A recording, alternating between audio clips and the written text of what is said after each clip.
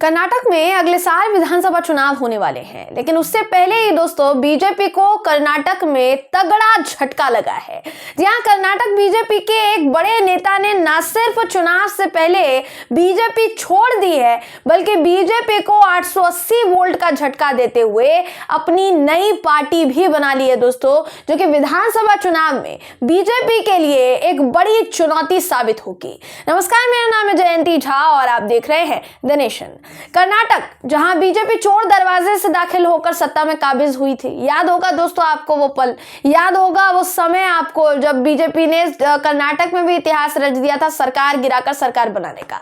अब बीजेपी शायद उसके किए का फल भुगत रही है। स्क्रीन पर इस वक्त मैं आपको एक खबर दिखा रही हूं, जिसके मुताबिक कर्नाटक बीजेपी के दिग्गज नेता जनार्दन रेड्डी हैं, जिन्हें रेड्डी बंधु के नाम से भी जाना जाता है। उन्होंने चुनाव से पहले भाजपा से नाता तोड़ दिया है और अपनी नई पार्टी बना ली है दोस्तों, जिसका नाम रखा है कल्याण राज्य प्रगति पक्ष।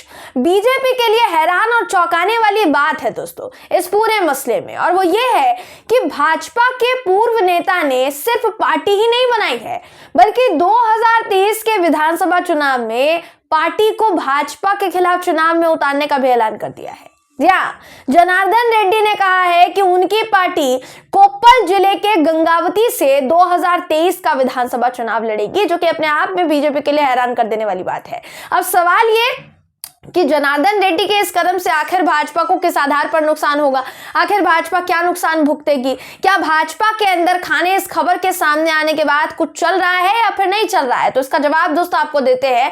एनडीटीवी की एक खबर कहती है, जिस वक्त आपको स्क्रीन पर दिखा रहे हैं, ये खबर कहती है कि मुख्यमंत्री बसवराज बोम्मई का कहना है कि जब वो नई दिल्ली जाएंगे तो इस पूरे मुद्दे पर नेतृत्व के साथ चर्चा करेंगे, यानी आलाकमान के साथ चर्चा करेंगे। आज वो नई दिल्ली पहुंचने वाले हैं और इस मामले पर आलाकमान यानी मोदी जी और शाह जी के साथ चर्चा होनी है, क्योंकि देखिए खबरों की अगर माने दोस्तों तो चुनाव के लिहाज से ये बहुत बड़ी खबर है, जिसने भाजपा के अंदर खाने खलबली मचा कर रख दी है।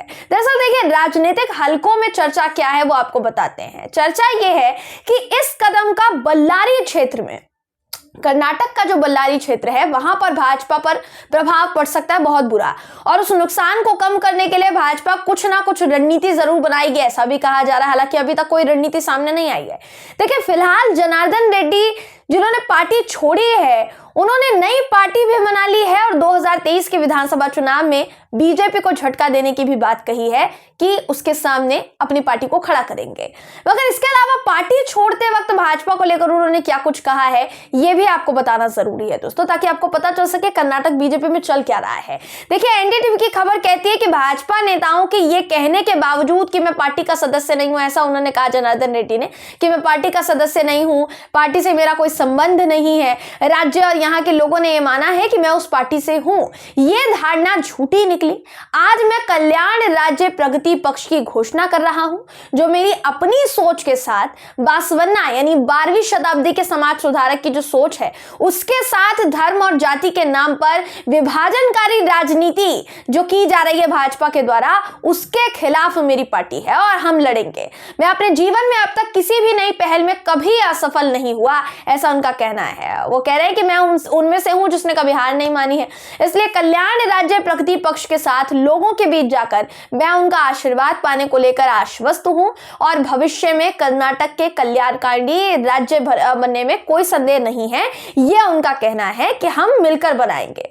अब आपको बता दूं दोस्तों कि जनार्दन रेड्डी ने साफ सीधे तौर पर यह कह दिया है कि उनका भाजपा से अब कोई लेना देना नहीं है, पार्टी बना ली है और उसी से चुनाव लड़ेंगे। मतलब देखिए बिल्कुल साफ है कि बीजेपी सीधे तौर पर झटकों का सामना कर रही है, क्योंकि अभी इस वक्त सिर्फ कर्नाटक में बीजेपी को एक झटका नहीं लगा है, बल्कि इसके अलावा इससे पहले कर्नाटक में एक और झटका लगा था। मुख्यमंत्री ने उस पर आपत्ति जताई थी। बीजेपी को कांग्रेस ने बेंगलुरु से लगभग 335 किलोमीटर दूर है हवेरी जिले का हनागल सीट है, उसमें उसने हार का मुंह दिखाया था कांग्रेस ने बीजेपी को। अगर आंकड़ों की मैं बात आपको बताऊं तो उस सीट के उपचुनाव में कांग्रेस के उम्मीदवार श्रीनिवास माने ने 87,490 वोट और 50.95% वोट हासिल करने के बाद जीत हासिल की थी। उन्होंने भारतीय जनता पार्टी के शिवराज सज्जनर को 80,117 वोटों से हराया था।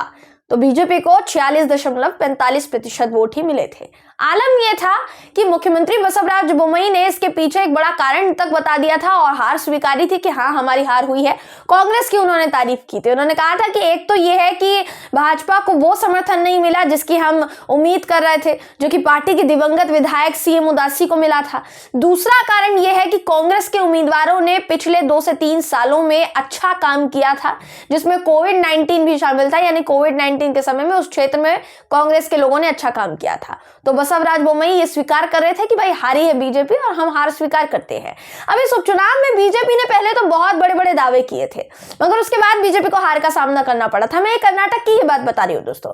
अब चुनाव से पहले, कर्नाटक विधानसभा चुनाव से पहले एक नेता ने पार्टी छोड़ दी है और अपनी पार्टी भी बना ली है। पर सवाल अभी भी यही है कि क्या अभी पार्टी बसवराज बोम्मई पर भरोसा जता पाएगी, क्योंकि बसवराज बोम्मई के नेतृत्व में पार्टी ने एक के बाद एक झटके सहे हैं, अभी भी सह रही है। ऊपर से कर्नाटक में जिस तरह से बोम्मई सरकार में हिंदू मुस्लिम विवाद बढ़ चुका है दोस्तों, वो भी देखने लायक है। जिस तरह से मुस्लिमों के साथ प्रताड़ना हो रही है लगातार, कर्नाटक से अलग अलग जिलों से सामने आ रही है, वो केसेस मामले सामने आ रहे हैं। उसके बाद ये कहना बहुत मुश्किल है कि पार्टी अपनी उस छवि को कर्नाटक में दोबारा सुधार पाएगी। हालांकि देखिए, अमित शाह तो ये बोल चुके हैं कि 2023 का चुनाव जो है हम बसवराज बोम्मई के चेहरे पर ही लड़ेंगे, लेकिन क्या वो पार्टी के लिए फायदेमंद साबित होंगे, ये सवाल अभी भी बरकरार है। देखिए, क्योंकि बसवराज बोम्मई के रहते क्या क्या हुआ है बीजेपी के साथ कर्नाटक में, देखने लायक है दोस्तों। ऐसे में बोम्मई और अमित शाह जी की मीटिंग में अब क्या होता है, ये भी अभी इस वक्त चर्चा का विषय है। लेकिन इतना तो देखिए पक्का है कि कर्नाटक में भाजपा बहुत बुरी तरीके से घिर गई है। हाल ही में जिस तरह से कर्नाटक में भारत जोड़ो यात्रा को समर्थन मिला था, राहुल गांधी को समर्थन मिला था, कांग्रेस को समर्थन मिला था, उसके बाद से ऐसा लग रहा है कि कांग्रेस की भी हवा कर्नाटक में चल सकती है, क्योंकि पहले कांग्रेस की ही सरकार थी। वहीं छोटी छोटी पार्टियां भी बीजेपी का खेल जो है वो बिगाड़ सकती हैं। उनके अपने ही नेता जाकर दूसरी पार्टी बना ले रहे हैं बीजेपी के खेल बिगाड़ने के लिए, क्योंकि बीजेपी ने कर्नाटक में भी सरकार गिराकर ही सरकार बनाई थी ना, ये याद होगा आपको। नतीजा ये हुआ है कि अब पार्टी खतरे में आ चुकी है। चुनाव से पहले लोग इसका साथ छोड़ रहे हैं, जो कि बिल्कुल भी अच्छे संकेत नहीं है। देखिए, महाराष्ट्र में भी भाजपा के समर्थन वाली सरकार के खिलाफ नए मुद्दे खड़े हो रहे हैं। बंगाल में झटका देने के बाद टीएमसी जो है, ममता बनर्जी जो है वो त्रिपुरा में भाजपा का खेल बिगाड़ने वाली हैं। त्रिपुरा में किस तरीके से टीएमसी का वर्चस्व मजबूत हो रहा है, ये सब देख पा रहे हैं। ममता बनर्जी दौरा भी करेंगी जनवरी में, और हिमाचल में तो देखिए पार्टी की सरकार ही जा चुकी है। ऐसे में चुनावी माहौल भाजपा के लिए घातक साबित हो रहा है, जिस पर पार्टी को सतर्क रहने की जरूरत है दोस्तों। नहीं तो जिन राज्यों में इस वक्त सत्ता बरकरार है, उन राज्यों में सरकार जा सकती है। बहरहाल, इस खबर पर आपकी राय क्या है, कमेंट करके जरूर बताइएगा। वीडियो अगर आपको पसंद आया हो तो वीडियो को लाइक और शेयर करना ना भूलें। फिर मुलाकात होगी आपसे किसी ऐसी ही खबर के साथ। तब तक के लिए नमस्कार।